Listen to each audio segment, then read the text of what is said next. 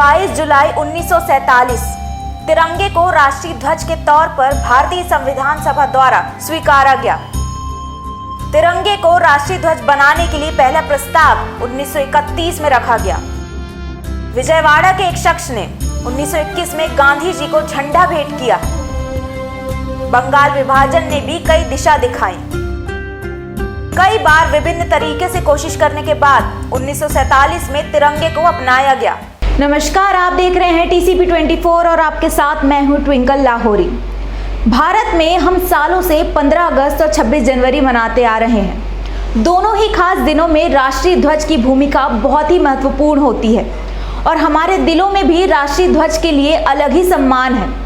आपको बता दें कि 22 जुलाई यानी कि आज ही के दिन 1947 में देश के संविधान सभा ने भारत के राष्ट्रीय ध्वज को स्वीकार कर उसे हिंदुस्तान का आधिकारिक ध्वज बनाया था। आइए बताते हैं आपको राष्ट्रीय ध्वज की कहानी। 19वीं सदी में जब भारत पर ब्रिटिश शासन था तो उस समय कई तरह के झंडे अलग अलग राज्यों के शासकों की तरफ से प्रयोग किए जा रहे थे। सन 1857 में स्वतंत्रता संग्राम के वक्त इस बात पर विचार किया गया था कि देश को एक नए राष्ट्रीय ध्वज की जरूरत है। आगे की कहानी बताने से पहले आपको बताते हैं कि आखिर किसको कहा जाता था स्टार ऑफ इंडिया। 20वीं सदी में एडवर्ड 7 के कार्यकाल के दौरान एक ऐसे प्रतीक की जरूरत महसूस हुई जो ब्रिटिश के शासन वाले हिंदुस्तान का जिक्र कर सके।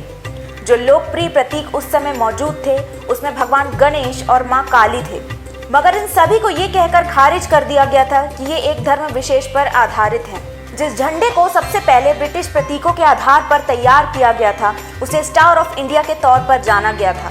स्टार ऑफ इंडिया कई झंडों का समूह था। जब ब्रिटिश शासन का यहाँ पर राज था तभी उनकी तरफ से ये प्रस्ताव रखा गया था।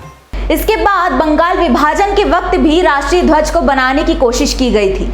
इस वक्त लोगों को एक करने के मकसद से बंगाल के पहले विभाजन के समय 1905 में फिर एक नया भारतीय झंडा आया। इस झंडे को वंदे मातरम झंडे के तौर पर जाना गया। स्वदेशी आंदोलन के समय इसे लॉन्च भी किया गया। बता दें कि वंदे मातरम नाम के इस झंडे में 8 सफेद कमल थे, साथ ही 8 प्रांतों को दर्शाने वाले प्रतीक भी थे। कोलकाता में इसे लॉन्च किया गया था। भारतीय राष्ट्रीय कांग्रेस के वार्षिक अधिवेशन के दौरान इसी झंडे का प्रयोग किया गया था। आपको बता दें कि सन 1921 में विजयवाड़ा के एक युवक ने गांधी जी को झंडा भेंट किया था। उस समय झंडे के 2 कलर थे। ये दोनों रंगों से हिंदू और मुस्लिम का जिक्र किया गया था। उसके बाद गांधी जी के सुझाव के बाद भारत की संस्कृति को दर्शाने के लिए इसमें सफेद पट्टी और राष्ट्र की प्रगति का संकेत देने के लिए एक चलता हुआ चरखा रखा गया था।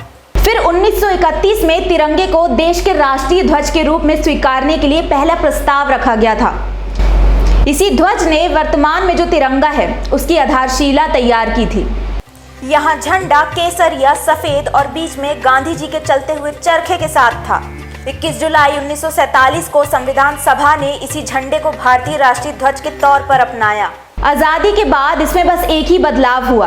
तिरंगे में चरखे की जगह अशोक चक्र को रखा गया और इस तरह हमारा तिरंगा हमेशा के लिए राष्ट्रीय ध्वज बन गया। भारतीय इतिहास की ऐसी ही जानकारी हम लगातार आप तक पहुंचाते रहेंगे। तब तक के लिए बने रहें TCP 24 पर। TCP 24, #1 growing news network.